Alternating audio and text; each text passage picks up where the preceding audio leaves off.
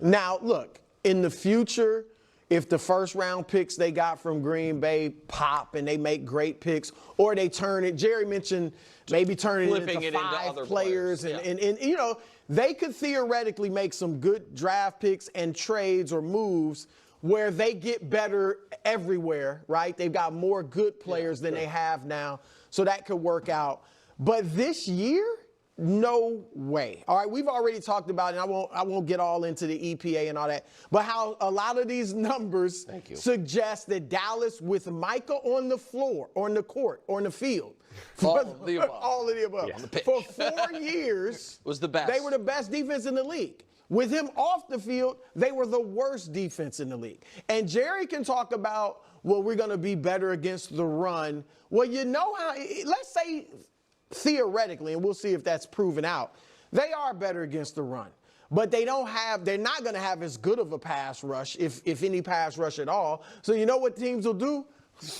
Gash them through the air, which will open up the run. All right, so there's no way they're going to be better. And I get it if, you know, I even mentioned that there have been little reports here and there about the locker room and Micah rubbing people the wrong way. And not just reports. We saw the safety, was it Malik Hooker? Who had an issue with it. DeMarcus Lawrence on his way out of town. It's not just like anonymous reports. Like there were some issues there. There was some stuff.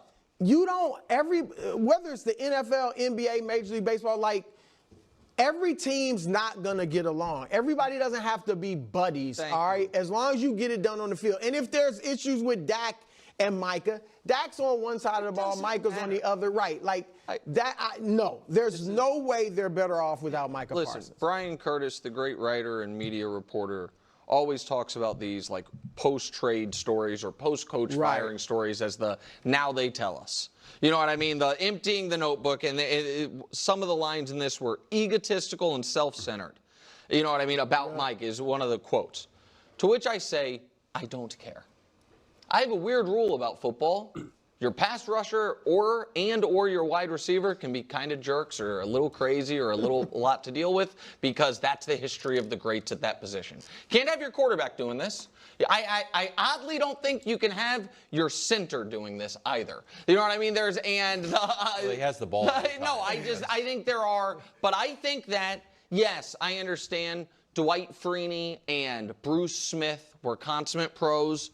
But Lawrence Taylor and Derek Thomas and newly minted Hall of Famer Jared Allen and our friend Terrell Suggs and all-time legend Von Miller and Patriot great Chandler Jones and Cowboy legend Charles Haley all did a bit more than podcasting en route to Hall of Fames and championships and 100+ sacks. Like, it's okay. It is the team's job to deal with the kind of erratic, crazy guy, which I don't think Micah is, by the way, that goes after the quarterback. Micah's not crazy. He's not a bad guy. He's not getting in trouble. He's a little talkative. Yeah, this is actually a really interesting conversation, because we talked about this like essentially, I guess, like a year ago, talking about Micah, how he is in the locker room. How does it influence people? How much does it matter? And they're both right, and they're both completely wrong at the same time here. Because, like, Brew is kind of saying, like, oh, everybody doesn't need to get along, yada, yada, yada. And, like, there's a lot of truth to that. When you're already a great team and a special team and kind of tied together by maybe, like, a great coach or a great quarterback or both, ideally, like, then you could be a lot more rough around the edges, and especially from like a culture standpoint, from everyone getting along standpoint, because there's plenty of teams that get along great and they're just not good enough. But the really, really special teams that are great and they also get along together, they're so much more resilient. They're so much more connected. Sorry, Cowboys fans, but like that was what the Eagles were last year and is what the Eagles were in 2017 as well. Like those things do matter. Those things really do matter.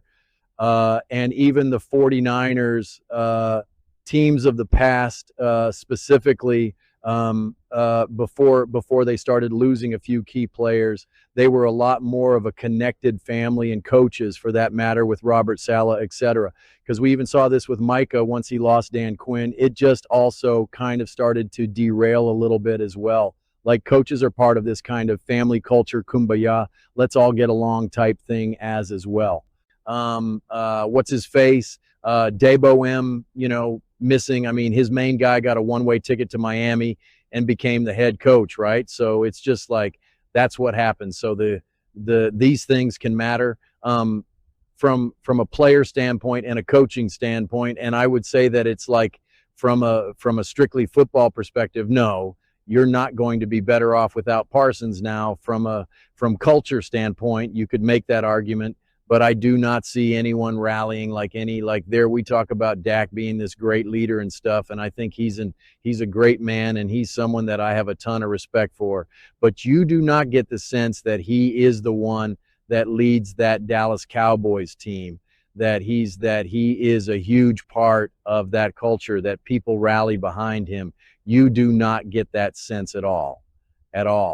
And I can believe that other players that that Micah rubbed other players the wrong way, I could absolutely see that 100,000%. No ifs, ands, or buts. Anyone who's played before knows what it's like to sometimes have like a big personality guy. Now, to Nick's point, you have to deal with that sometimes, which is totally fine and accurate. And I do believe that those types of, that there's different, you need different style of personalities depending on the position. So I do wholeheartedly agree with that, right? A quarterback needs to have a different personality than, a lineman, any other position really. Of course, quarterback's going to be the most unique example here. So I do get that, but at the same time, you still need the culture to be able to absorb it. Let's just use Patrick Mahomes and the Kansas City Chiefs with Andy Reid, okay? I do not think it would work well for them to have someone like, let's not even just say Micah Parsons, but let's just say how they're describing Micah as egotistical as this and that and rubbing everyone the wrong way and blah, blah. Like, I do not think that would bode well for the Chiefs. I do not think that would make them more resilient. Think about in 23 when they were kind of going through their offensive rough patch, or even 24, and now you have someone like Micah on a podcast saying, man, our offense needs to get going. I don't know what they're doing, man, but it's rough out. Like, no. Patrick Mahomes isn't going to want to hear that. Andy Reid's not going to want to hear that. Rashid Rice isn't going to want to hear that, right? Like, none of those guys are going to want to hear that. And yet that is kind of the Micah's individual culture kind of creates. So it can be divisive. No ifs, ands, or buts. No ifs, ands, or buts. And I'm using the Kansas City Chiefs as a reference point, as a team that obviously has just been winning. And so if it doesn't feel like it would work well with a team like the Kansas City Chiefs, then like what team is it going to work well with? And that is one of those things where it'll be interesting to see if Micah changes at all through this process or changes with Green Bay, because I'm a firm believer that if Micah or a player like Micah got to Kansas City, he would not be necessarily the exact same person. Would he still have a lot of the same inherent traits? Like, for sure, but I don't believe that he would be hopping on the podcast and talking in a way that would then maybe frustrate Patrick Mahomes. Or wasn't it Micah? It was Micah and Diggs, I think, when they were screaming at Dak's face, like in 2023, I think it was like in one of like in preseason or whatever, like in a camp or practice. And I remember making a whole clip. I think it was like one of the first videos I've ever made. And it was like, what does this mean, to have like your defensive leaders like scream in the face of Dak? And Dak was kind of like, oh, I love the competition. And everybody was like, this shows a lack of respect, really. And I believe that. I believe that. And you just wouldn't see that happen, I think, in programs that have a better culture, more unified behind their coach, their quarterback, their owner, a GM, right? I mean, like, I just think the Cowboys have been the wild, wild west for years now. And this, I think you get probably some of the worst qualities. We all have great qualities. We all have bad qualities. So when I say the worst qualities of ourselves, I don't mean like they're like this, they're horrifying qualities. I just mean like, the things that we're maybe not so proud of, or that we could all benefit from changing. If we take Micah's worst qualities, I believe that for a team like the Dallas Cowboys, you're probably getting the volume of those worst qualities magnified and jacked up so much more so than in another program. I think that's probably really what it gets boiled down to. And it is not just about the matter of having a podcast because the Knov Kelsey Brothers have a podcast. So it's like it is not just a data. It is more layered handat. But I don't think it is smart enough to use kind of dismiss things like this because it does matter. But it is also not everything either. Surprise. It is somewhere in the middle. I think if the Dallas Cowboys, if you had more trust in a Jerry Jones, to actually build a culture, like let's say like this is just where the Cowboys had been recently, and it is just like all rigged, by just need to hit a reset button. Then you can make the argument, you know that, let's get Micah out of here. You know, takkas only 27 years old, 28 years old.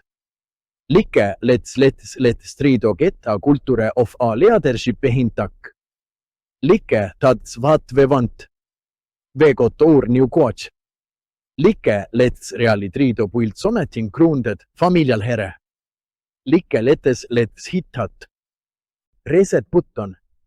Let's get back to just all about winning business.